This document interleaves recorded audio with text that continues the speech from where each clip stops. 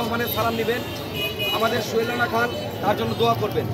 আল্লাহ তাআলা যেন সোহেল রানা খানকে এই জামালপুর ৫ আসনে খেদমত এবং খাদেম হিসেবে কবুল করে, এবং আমরা দিনরাত পরিশ্রম করে এই তারেক রহমান যে ৩১ দফা পেশ করেছে, সেই ৩১ দফা আমরা যদি জনগণকে পাশে নিয়ে জনগণের পাশে থেকে আমরা যেন বাস্তবায়ন করতে পারি। মানিক ভাই,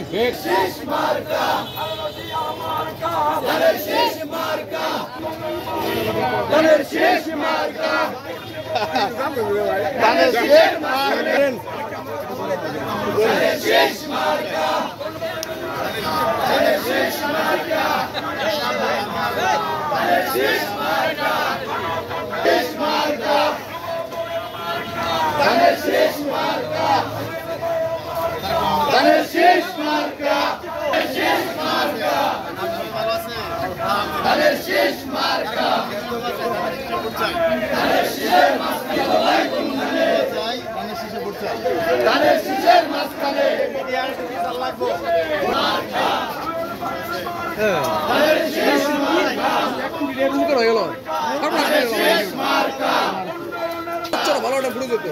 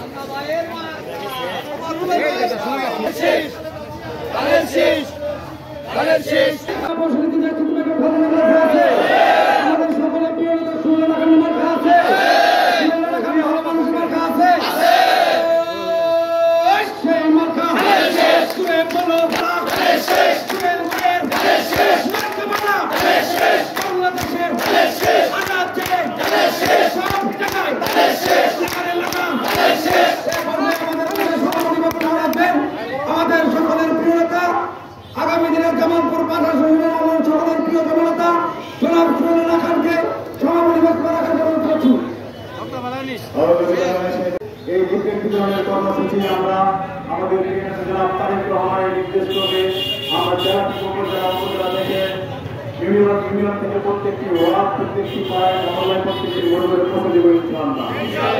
জাতি এখন অনেক সংকটের মধ্যে রয়েছে। আমাদের প্রিয় নেতা জনাব তারেক রহমান দীর্ঘদিন যাবৎ এই ফেসিবাদ মুক্ত আন্দোলন সংগ্রামে নেতৃত্ব দিয়ে ফেসিবাদ মুক্ত করেছে, কিন্তু আমাদের প্রিয় নেতা বারবার বলতেছে যে একটি অদৃশ্য শক্তি আবারও মাথা চাড়া দিয়ে ওঠার জন্য এই দেশকে অনান্ত আমাদের পাইকারা করতেছে। আমরা বলতে চাই কোন অদৃশ্য শক্তি আর বাংলাদেশের জনগণের অধিকার কিনে নিয়ে আর বাংলাদেশকে একটি অকার্যকর রাষ্ট্রে পরিণত করতে পারবে না ইনশাআল্লাহ। আমরা আগামী দিনে ঐক্যবদ্ধ আছি, আগামী দিনে ঐক্যবদ্ধ থাকবো। আমরা আমাদের প্রিয় নেতা জনাব তারেক রহমানের নির্দেশে সমস্ত অপশক্তিকে আগামী দিনে ধ্বংস করে দেব। আল্লাহর রহমতে আগামী দিনে জাতীয় নির্বাচন হবে।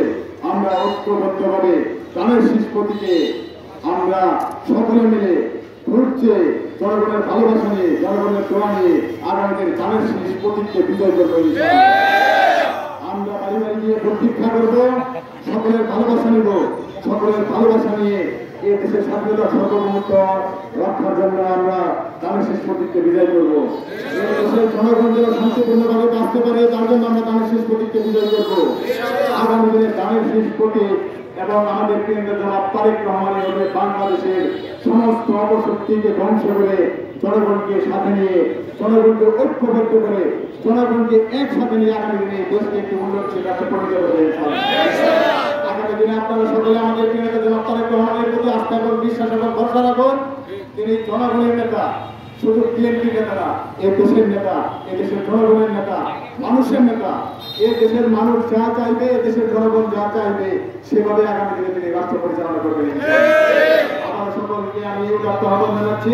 আজকে আপনারা যারা এখানে এই নেতৃত্বের কর্মসূচিতে অংশগ্রহণ করেছেন আপনাদের সকলকে আন্তরিকভাবে ধন্যবাদ এবং কৃতজ্ঞতা জানাচ্ছি। ধন্যবাদ এবং কৃতজ্ঞতা জানাচ্ছি সাংবাদিক ভাইদেরকে।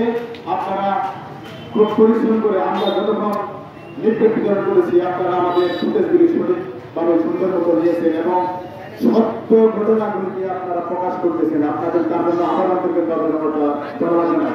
এবং আগামীকালে কর্মসূচি রয়েছে আমাদের, আপনাদেরকে জানাবো সেই কর্মসূচিতে আপনারা স্বতঃস্ফূর্তভাবে অংশগ্রহণ করবেন এবং সর্বোচ্চ জমায়েত নিয়ে সকলে অংশগ্রহণ করবেন। আমি মহান আল্লাহ তাআলার কাছে দোয়া করি আগামী দিনে দেশের জনগণ ভালো থাকুক, আমাদের প্রিয় নেতা তারেক রহমান ভালো থাকুক, দেশের বেগম খালেদা জিয়া ভালো থাকুক, আপনারা এবং আপনাদের পরিবারের সকলকে যেন মহান আল্লাহ তাআলা ভালো রাখেন, হেদায়েত দান করেন, সম্পর্কে নামাজ পড়ার তৌফিক দান করেন। আমি আমার কথা বলবো না, আগামী দিনে ঐক্যবদ্ধ ভবিষ্যৎ আহ্বান নিয়ে আমার কথা শেষ করছি। আমাদের দেশের বেগম খালেদা জিয়া জিন্দাবাদ, তারেক রহমান জিন্দাবাদ। সকলকে ধন্যবাদ।